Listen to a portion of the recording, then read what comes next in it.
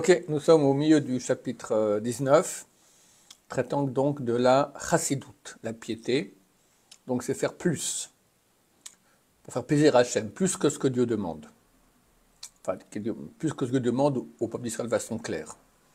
Et le Rav avait dit dans 3 domaines. Le corps, ça veut dire aider son prochain, l'argent, aider de façon financière, et avec l'âme, de faire tout le bien qu'on peut faire, aider les gens, leur parler, les consoler, les encourager, etc. Et on commence le paragraphe commençant par les mots Va'ata, Ve'ata, et maintenant, Avilecha rayot al kol advarim ha'ele min hachachamim zichron levracha. Je t'amène des preuves de toutes les choses que j'ai dites de la part des sages de mémoire bénie. Afapi shadvarim pshutim ve'en tzrichim lechizuk raya. Bien que les choses sont simples, il n'aurait pas besoin d'un renforcement par des preuves. Le Perek Benaïr, dans le chapitre Benaïr, dont traité Megillah, Amrou, on a dit, Shalut Talmidav et Rabbi Zakai. Ils lui ont demandé, ses élèves, à Rabbi Zakai, Bame erachta yamim. Qu'as-tu fait pour rallonger tes jours? Pour vivre vieux. Amar Lahem, il leur a répondu, Miyamai lo ishtanti betoch arba amot shel tfila. J'ai jamais uriné dans les 4 amot, 4 coudées, c'est-à-dire 2 mètres de l'endroit où je priais. Velo kiniti shem lechaveri. J'ai jamais donné un sobriquet à mon prochain. Velo bitalti kiddush hayom. Et jamais annulé le kiddush du jour, du Shabbat. Imazkena etali. J'avais une mère vieille. Pamachat macha kippa sheberosha. Une fois, elle a vendu le petit chapeau qu'elle avait sur la tête. Bevi ali kiddush hayom pour payer le vin pour le kiddush. Harelecha, tu vois, po minachasidut bema shenoga el dikiduke mitzvot. Tu vois ici, la chassidut, la piété, en ce qui concerne le fait de faire de façon pointilleuse les mitzvot. Kikvar patur aya minadin mavati yan kiddush. D'après la loi, il était déjà dispensé d'amener du vin au kiddush. On peut faire un kiddush sur le pain, s'il n'y a pas de vin, par exemple. Kevan shelo ayalo, vu qu'il n'en avait pas. Jusqu'au point où sa mère, elle a dû vendre le petit chapeau qu'elle avait sur sa tête. Omnam, memidat chassidut, aya oseket, mais il faisait ainsi par piété, par chassidut, plus que ce que Dieu demande. C'est clair que Dieu préfère le vin que le pain pour faire le kiddush. Il n'avait pas, donc du point de vue de la loi stricte, il est dispensé, mais il ne voulait pas, il voulait quand même faire plus. On va mettre nos geya lichvod chavero, shelokina ou afilu kinu isheno shel gnai. En ce qui concerne la relation entre l'homme et son prochain, que là on a vu aussi qu'il fallait faire de la chassidoute, alors il n'avait jamais dit un sobriquet, même que c'était un sobriquet qui n'était pas négatif. Si c'est négatif, un type gros, tu l'appelles allez le gros ou l'enflé, d'accord, ça c'est négatif. Mais si c'est pas négatif comme sobriquet, ça dit que c'est pas un sobriquet, ça c'est déjà un compliment. Mais qu'est-ce que j'en sais moi? Un sobriquet qui n'est pas négatif. Le français par exemple. Ça va, c'est pas négatif d'être français. Mais quelqu'un, il se trouve ici parmi toutes sortes de peuples, d'accord, on dit le français. C'est pas interdit, mais c'est pas recommandé.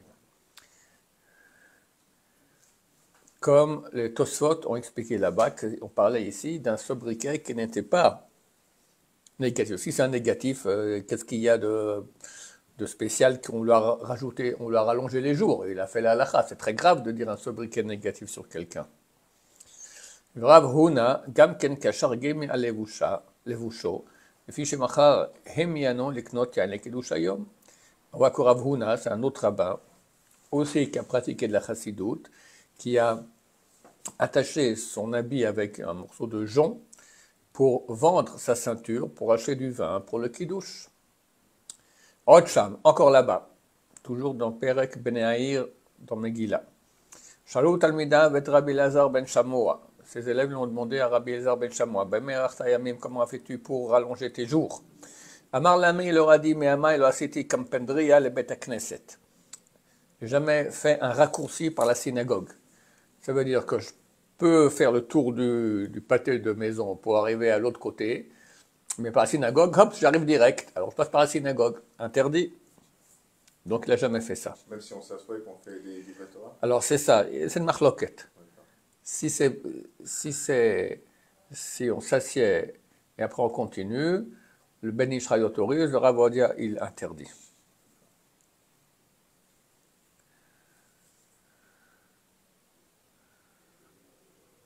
Velo passati al reche am kodesh. Et j'ai jamais marché sur la tête du peuple saint. Ça veut dire quoi? À l'époque, les élèves ils étaient assis par terre. Et le Rav donnait le cours assis sur une chaise.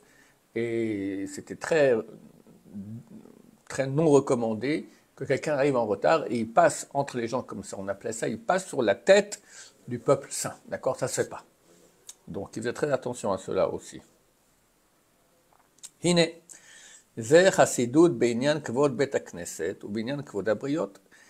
ici d'une chassidoute, d'une mesure de piété en ce qui concerne la synagogue et l'honneur des créatures. Chez l'olifsoal gabem isibata, de ne pas marcher sur l'endroit où ils sont assis.